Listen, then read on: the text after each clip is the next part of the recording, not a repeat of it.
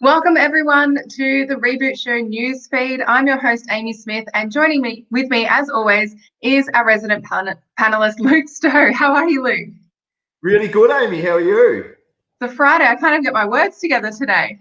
I know, NEWSFEED Friday. So excited about this week.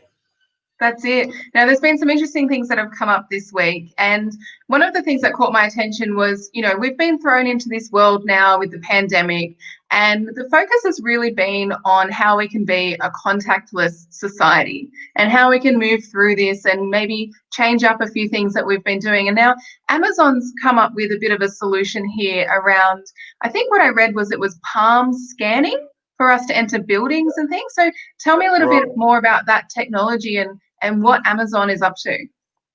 Yeah, look, Amazon, they're in the news again. I love everything about Amazon. So basically, they've come out and said that they've got this scanning capability where it reads the vein patterns underneath your skin. So you basically hover your hand over top of the device that they've got in store, in retail stores. They're putting it in two of their own stores currently in Seattle.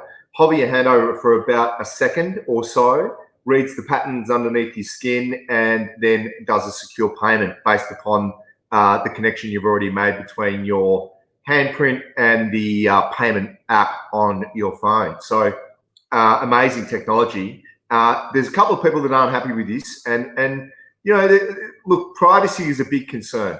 So people's privacy is a big concern, and I did have a look online at some of the feedback about this product being launched, and most of the feedback, 90% of it, is about people saying, I'm worried about what happens when Amazon gets hold of my palm print and my what else are they taking, yet alone they have every other bit of information about us. So Amazon, though, have come up with a couple of good things. One, the customer's in control of their data here. So it doesn't print a receipt, it stores it in the cloud, which I know people are going to say it's not secure anyway, but it stores it in the cloud. And then the customer can go and delete their customer data themselves, which I think is a pretty cool feature. Customers have got a little bit more control. Yeah, it does seem like it's kind of putting the control in the palm of their hands. You're on Friday. You're on fire. There you go. There you go. Can it tell your future as well? Can it do the palm read? Oh, no, that's something I'd like to see. Just take payment. So, for guys like me who lose my wallet, this is probably a good thing. I can't lose my hand. Well, I don't think I could anyway. So it probably would be useful for me. That's awesome. Yeah, I love hearing some of the new technologies that Amazon are creating. It feels like they're just all over everything right now, aren't they? Yeah, well, coupled with a massive amount of data that they already have, I think this is a really good, future step for them. And we do know wearables are becoming a thing of the future. So why not a palm plant read? The vein patterns. Exactly. That's pretty cool. Yeah. Now, speaking of wearables, Apple has been right in the game of wearables for some years now. And, we've seen the transition from Apple as a company, just be based around computers in the very early days to really evolving over time. And I read something in the news today that they're really taking the leap now into the services side of things. So how is that working, with Apple? Because we think of them as a real product-based business. So what's all this about? Yeah, look, I think Apple's strategy, in 2007, they changed their name from Apple Computers to Apple Inc.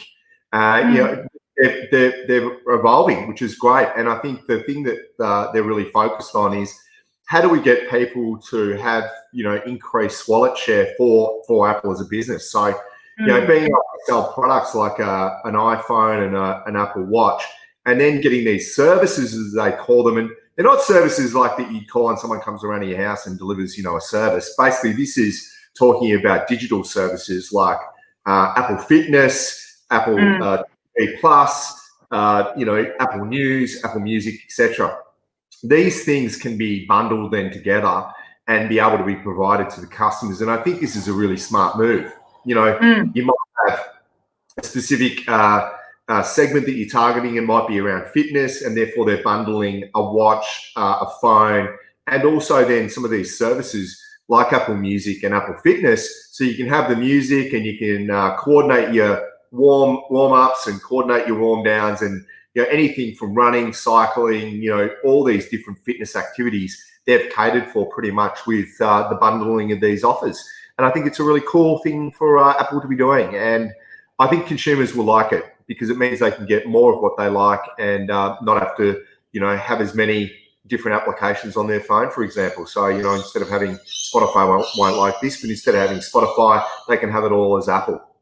I'm a Spotify. Well, that's what I was going to say. Like, what does this mean for the market, moving forward? And what are people sort of saying around this? Has there been some negativity that's come up from this announcement?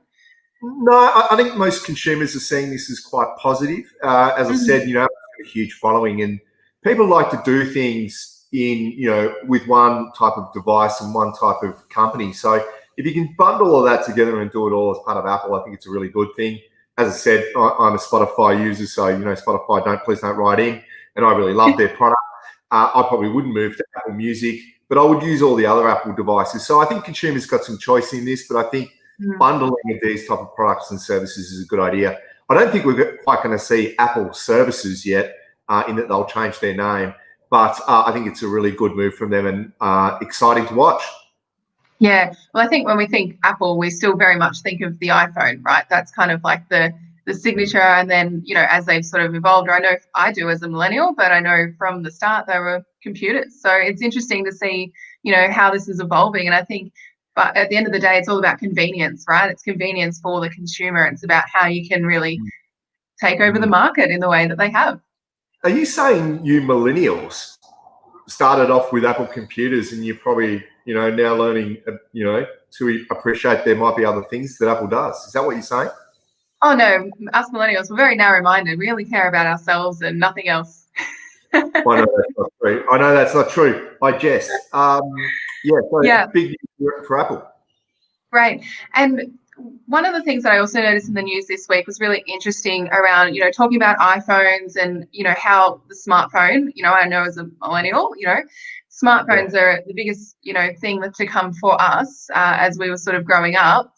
Now, it's come out that India is actually, in terms of the market, they're one of the largest markets for smartphones and the fastest growing market for smartphones. Now, we talk a lot about cybersecurity on the show as well. So we've had a few conversations around that. And so in the news this week, it kind of popped up around some of the cybersecurity issues that India is facing as a result of the fact that a lot of people, have their smartphones and are using that as their main device. So what's come up and what's this all about? Really interesting story. So India, quite progressive company, has a lot of technology enablement in country. And as we know, one of the largest producers of qualified technologists, probably, in the world. And one of the internet security companies, and I love this company's name, it's ESET. It was founded in, I think, about 1997 in Slovak Republic. And this company, ESET, stands for, can you believe it, Essential Security for Evolving Threats. I love that. Cool. So they started out and they did a survey. And what it points out is there's a couple of things. One, when you look at security profiles and preparedness for cybersecurity, India performs quite poorly, so is in the lowest quartile of 60 nations surveyed annually. And the survey showed that around 68% of Indian people use smartphones for their day-to-day internet. And the reason why this is quite important is because about 65% of Indian people use payments through the smartphone. And so, the article and the news is really around basically people feeling like that this is a threat to their national economy if they can't really top of cybersecurity threats, because there's been a widespread attack on smartphones in that part of the world. So people downloading malware, a PDF, doing something simple online, like with a fake application. And so cybersecurity is playing a big role in that nation's technology advancement and also in its economic advancement. Yeah. And so what does this mean for the future? Like, what kind of behavior shifts do you think needs to change and what needs to happen in terms of making sure that this isn't so much of a threat moving forward for them? Well, look, there's a few things. I think India's, got quite a number of technology network providers, and one of the things that I think is, it needs to be a really coordinated and collaborative approach between Indian government, businesses, telecommunications providers, and handset manufacturers and cybersecurity companies to work out what's the best way of ensuring that nation's cybersecurity preparedness is in place, and that they're not only protecting networks and infrastructure, but they also are protecting consumers. And that means that they're going to have to do a lot more around the coordination of that moving forward. And what we do see with nations that are at the top of that list, as such as the US, is that the organisations in government and consumer groups, as well as handset manufacturers, are in collaboration with each other to make sure that there isn't the impact of cybersecurity phone. And particularly with nations that we see where there's not a lot of home PCs, but everyone's got a smart device, they do a lot of work and also a lot of their social activities, paying bills, etc., using their smart device. So this is a massive problem if India does not get on top of it. Yeah, and I think even just not India specific, but just for consumers in general, like what's, I guess, maybe one of the biggest tips that people can do in terms of, protecting their own selves when they're using their devices? Is there a hot tip that you have to offer the audience? I do have a hot tip. Download some antivirus for your phone or smartphone protection. I mean, there's plenty of providers with that. The one I use is Norton, which is a great product. But it's quite an interesting fact, I think, Amy, because when you think about your home PC, I think everyone realizes that you're responsible for the security of it. But with smartphones, we often think that it may be the manufacturer of the phone, the network provider, but no, it's really you. You need to make sure that you're accountable for your own security. So doing things like making sure you're refreshing passwords, clearing out your cache, making sure that you're doing those type of things on a regular basis, that's going to help protect you. Download some smartphone security.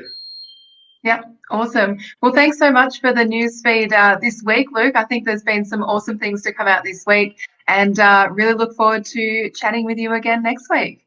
I think I'm seeing you on Tuesday Night Live, won't I, next week? Yeah, I think you will. It's in the calendar. Yeah. Great. All right. Thanks for watching, everyone. Make sure to subscribe to the Reboot Show, and we'll see you again soon. Subscribe. Bye. Bye.